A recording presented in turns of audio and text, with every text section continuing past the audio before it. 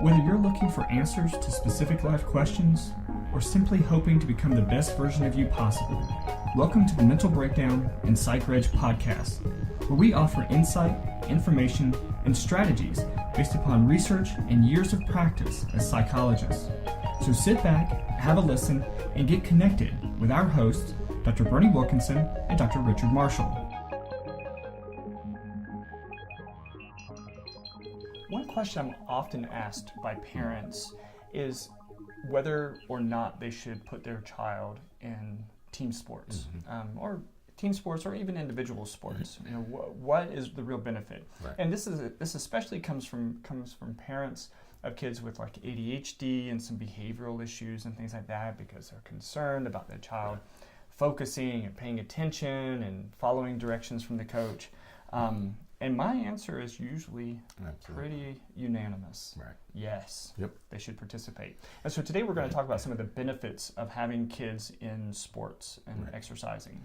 I think, you never like to say the last word has been given, but I think the evidence is clear.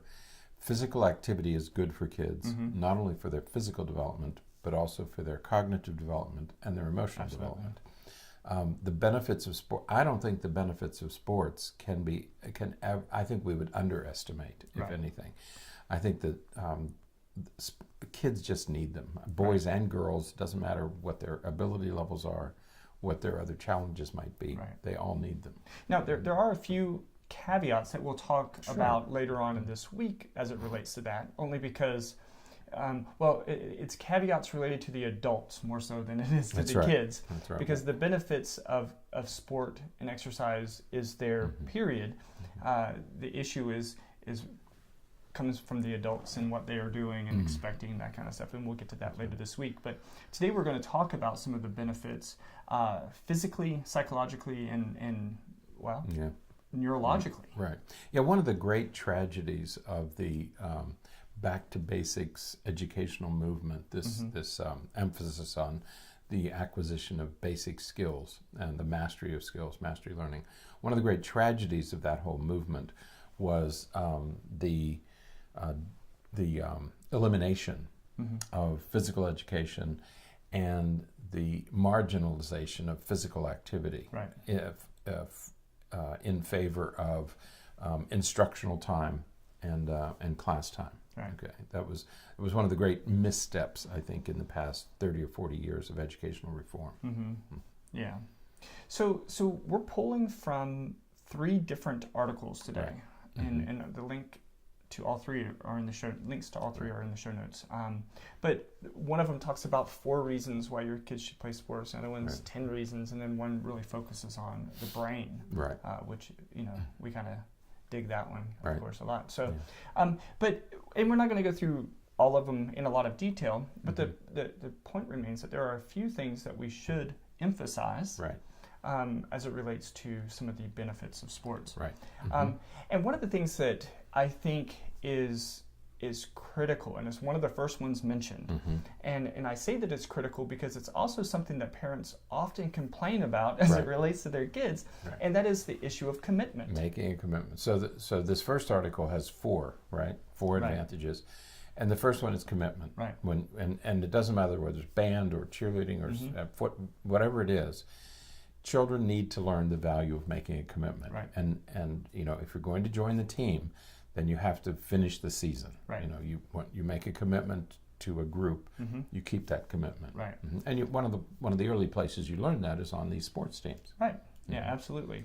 And so when it comes to and sports, and again, sports sort of broadly speaking, because I think that we could, when we think about some of the benefits of sports, band and some of those kinds of things fall into the same category.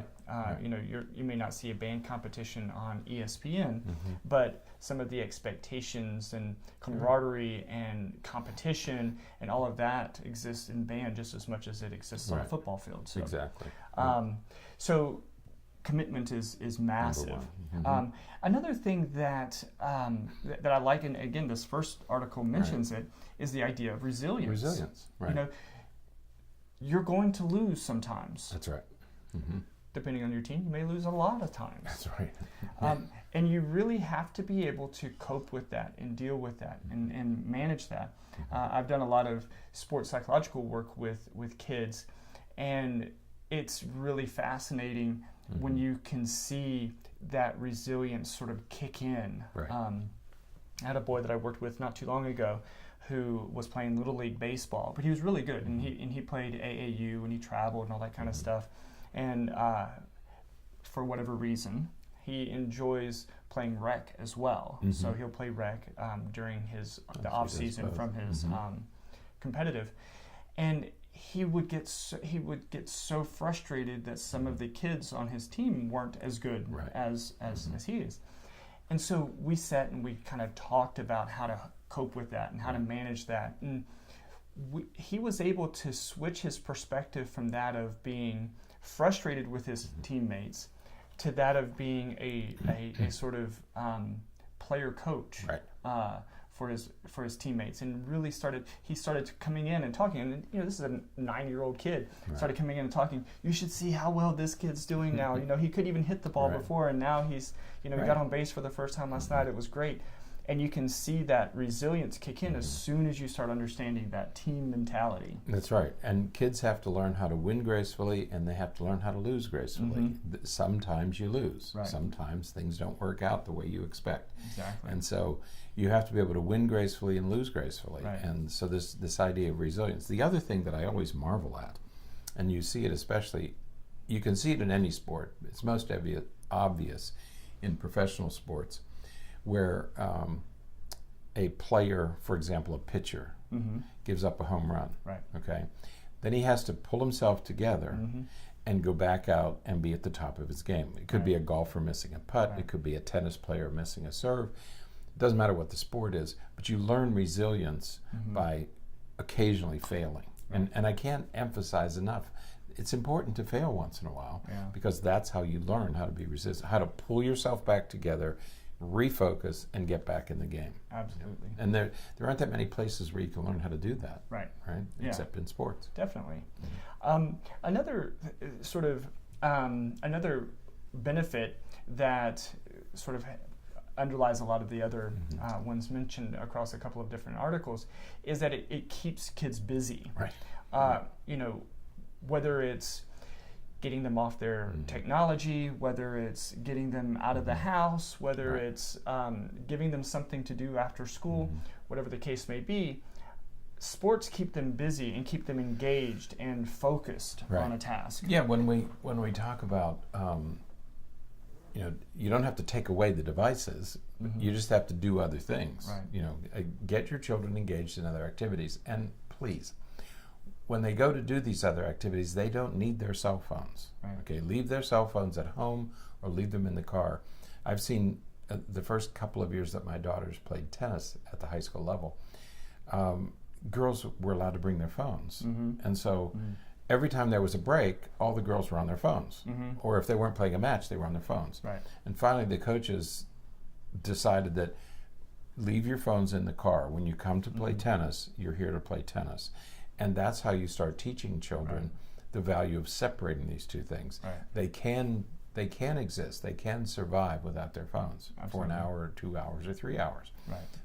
And so when your kids are participating, leave the gadgets at home. Make that separation. Absolutely. One more benefit before we talk about the brain a little bit is sort of a what at least on the surface can appear to be a bipolar benefit, and that is it helps with competitiveness, but it also helps with friendships. That's right. And that's, I think, a very cultural thing as well, because in our culture here, more on the Western in the West is very competitive. We want to succeed. We want to pursue that top rung, and that can of course come through and be taught very well through athletics, but also especially when you're talking about team sports, now you're talking about working in that competitiveness with other people, and so you have to develop these friendships and relationships. And it doesn't matter what the sport is. In tennis they compete, teammates compete against each other right. for placement. Doesn't matter. Mm-hmm. It is still a team. And, right. you learn both. You learn how to be competitive. Most of our children don't have to be taught how to be competitive. Right. We are by nature competitive. Mm-hmm. But they learn how to be a member of a team, right. the value of a team right. In the process. And again, there just aren't that many places where kids can learn this, right. Except on sports team, some kind of team, a band or right. some other organization where they have to make a right. commitment, they have to participate, and they have to do their best. Yeah. And now there are some exceptions to this, and we'll hear that on Saturday, when we post our interview from the Philippines with Rohit Sagu, Mm-hmm. who has done some research with snooker. Or that's the way we say it. He's from the UK and he says snooker. Snooker. And I didn't know that there was a difference in pronunciation, but he calls it snooker. He's going to respond to me saying it wrong, but that is, and I love the way that he talked about that as almost a truly individual right. sport, right. because you don't even see the other. We think of tennis as an individual sport, right. Or even golf as an individual mm-hmm. sport. But when you're playing, your competitor is right there. Right. In tennis, your mm-hmm. competitor is right there across the net from you, right. and you're going back and forth. Mm-hmm. With snooker. Well, unless you're in the United States, then it's snooker. Snooker. For those of you who don't know what we're talking about, snooker, as they say in the UK, is familiar to our billiards pool. Yeah, similar it's right. It's all the red balls. So. Right, a little bit different, but similar to pool or billiards. Yeah. Mm-hmm. And so, but your competitor is sitting off to the side. Right. Mm-hmm. You're it's just you and the table. You and the table. Mm-hmm. So that was a little bit different, but that leads us very well into the brain benefits. Right. That's right. There are a lot of benefits to our brain when it comes to exercise and sport. Right. It goes without saying that exercise in and of itself is good for our brain, because right. it releases lots of chemicals and hormones and things that just help maximize and optimize our brain's functioning. Mm-hmm. Yeah, because we learned this from our friends the mice. Again, right. we typically conduct this kind of research on other species, and one of them is mice, and we learned that. And I was surprised with this number, that if a mouse runs 3 miles mm-hmm. on a treadmill mm-hmm. every night, they do better. Right. Okay, they do better in all ways. They're better emotionally, they're better cognitively, they learn faster. And what's true in mice is probably true in us, because there isn't that much of a difference right. between our brains and their brains. And so we learned it first through mice, and then we've also tested this in humans, right. and it's true.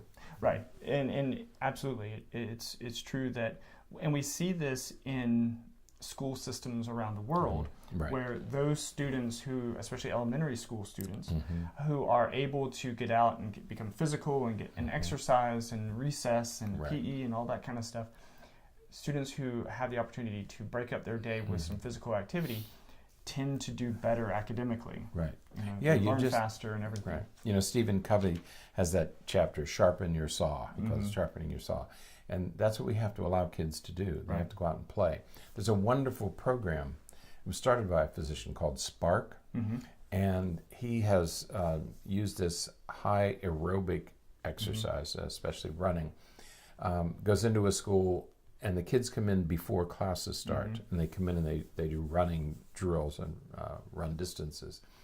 And he put it in one school in Chicago, and their reading test scores rose. Yeah. Even without any changes in the reading curriculum, the reading test scores mm-hmm. changed in that school. So there's a direct benefit right. To exercise. So if you don't, I know that there are some parents who either don't like sports, or they're not sure that they want their kids to be involved in sports, but this is an additional benefit for right. those of you who are maybe a little reluctant. Here's an additional benefit of having your children involved in sports, and especially team sports. Absolutely. So there's an article in the show notes from Parenting Science, and they have some great resources, some links and stuff in there that you can learn more about all that. Right. So, mm-hmm. All right. Good. Well, that is it for today. Okay. Get out and exercise. Yeah. It's good for you. Right. Make right. your kids exercise. Make exercise with them. It'll be great. Until next time, stay happy, stay healthy, and forget to be afraid. Thanks for sharing this episode of the Mental Breakdown and Psychreg podcast. Be sure to check out the show notes for links to follow us on Twitter and subscribe to our YouTube channel, where you will find all of our previous podcasts and much more. We would be honored if you would become a patron through patreon.com, where any donation you can manage will go to the development and creation of more content. Just visit patreon.com/thementalbreakdown for more information. Thanks again for listening. Have an awesome day, and we look forward to being back in your feed tomorrow morning.